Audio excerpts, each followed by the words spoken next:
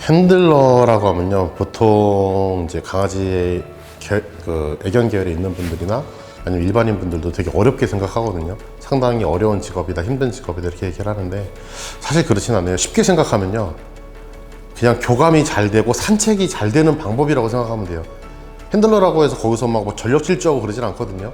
그냥 내 강아지랑 편안하게 잘 걷고 잘 멈추고 잘 돌고 그냥 편하게 움직이는 거라고 생각하면 돼요. 내가 뭐 딱히 뭐 목줄을 했다고 해서 얘를 당겨서 가는 게 아니고, 강아지가 내가 움직이면 같이 걸어주고 내가 멈추면 같이 걷다가 멈추고, 제가 뒤를 돌면 얘도 알아서 돌아요.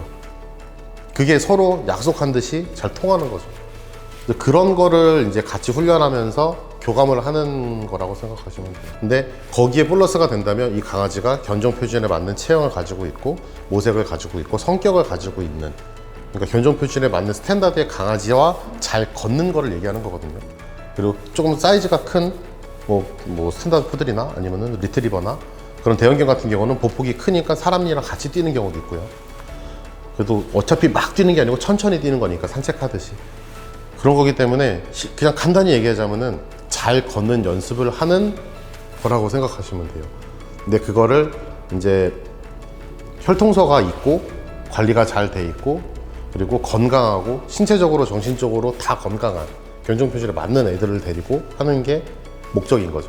그래서 그런 강아지를 구하는 게 힘든 거지, 실질적으로 그냥 자격증을 딴다 라고 했을 때는 본인 강아지로도 할 수 있어요.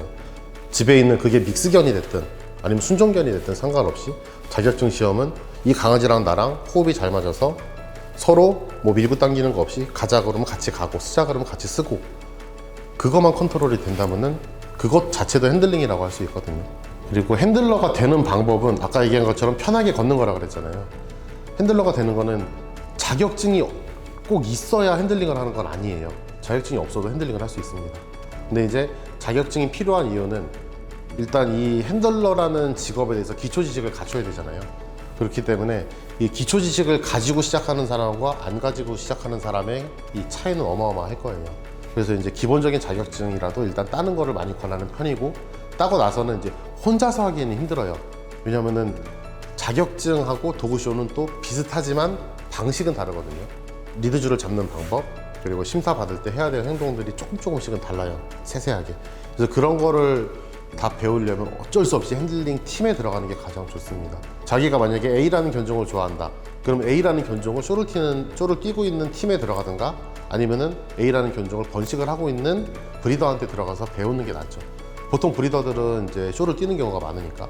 근데 이제 브리더가 쇼를 안 뛴다 그러면은 그분의 강아지를 쇼를 뛰는 분을 찾아서 가든가, 그래서 전문 핸들러를 찾아가서 배우는 게 제일 좋아요.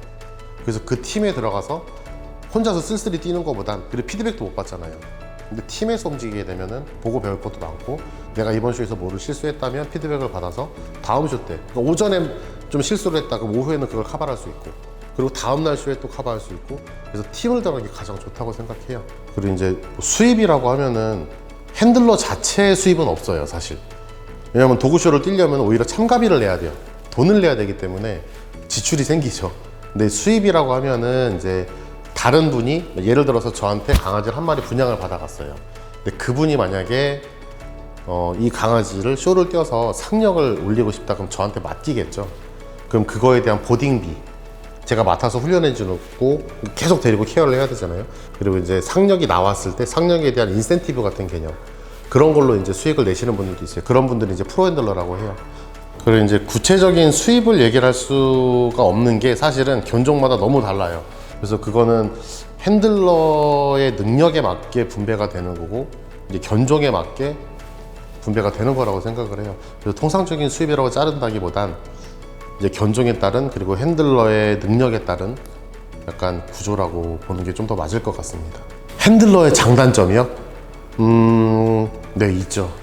장점은 누구보다도 전문성이 높다는 거. 왜냐면 핸들링이라는 것 자체가요, 아까 얘기한 것처럼 그냥 걷는 거지만, 이 아이가 어떻게 해야 근육이 잘 붙고 어떤 음식을 줘야 건강해지고, 왜냐면은 코트나 피부까지 다 보잖아요. 이빨까지 다 보고 귀까지 지저분하면 안 되고 눈물도 있으면 안 되고, 그러니까 알러지나 이런 게 생기지 않을 음식들을 찾아야 되고, 그리고 같은 혈통이라고 해도 이 아이는 알러지가 있고 이 아이는 알러지가 없을 수도 있어요.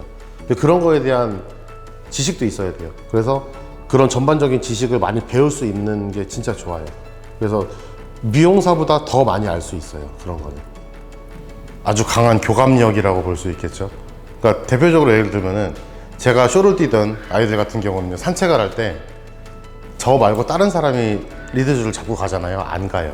그리고 훈련할 때도 제가 보고 있고 얘는 이제 훈련이 다 끝난 애잖아요. 쇼를 뛰고 있으니까 학생한테 얘를 연습해봐 하고 하잖아요. 안 가요. 무조건 저랑만 갑니다. 억지로 끌고 가도요 계속 뒤를 쳐다봐요. 제가 안 오면 이상한 거예요. 근데 제가 같이 걸으면 움직여요. 그러니까 얘는 무조건 100% 신뢰인 거예요. 제가 하자면 오케이, 남이 하자면 노는 거죠. 그렇다고 사납거나 그러진 않아요. 하지만 고집이 세지는 거죠. 제가 없으면. 그런 거에 생기는 교감력을 좀 느껴볼 수 있는 기회.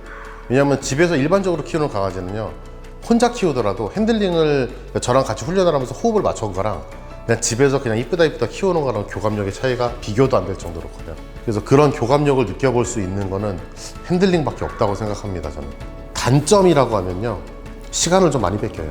저도 여기서 샵할 때도 그랬고 7시, 8시에 일이 끝나면 말티즈 같은 경우는 랩핑 한번 풀었다가 다시 빗질하고 다시 랩핑하면 한 2시간 정도 걸려요. 근데 거기 아까 얘기한 것처럼 씻기기 하면은 씻기기까지 들어가면 4시간이 걸려요. 근데 저는 그걸 이틀에 한 번씩 해야 되거든요. 그러면 이틀에 2~3시간씩은 늘 저녁에 투자를 해야 돼요. 개인 시간을 그만큼 많이 뺏깁니다. 그래서 진짜로 좋아하지 않으면 할 수 없어요. 그냥 멋있어서 하려고 이러면 못 합니다. 왜냐면 자기 시간을 너무 많이 뺏기거든요. 그래서 진짜로 좋아야만 할 수 있어요. 단점이라고 딱 집을 수 있는 건 없지만 그래도 개인 시간을 많이 포기해야 된다.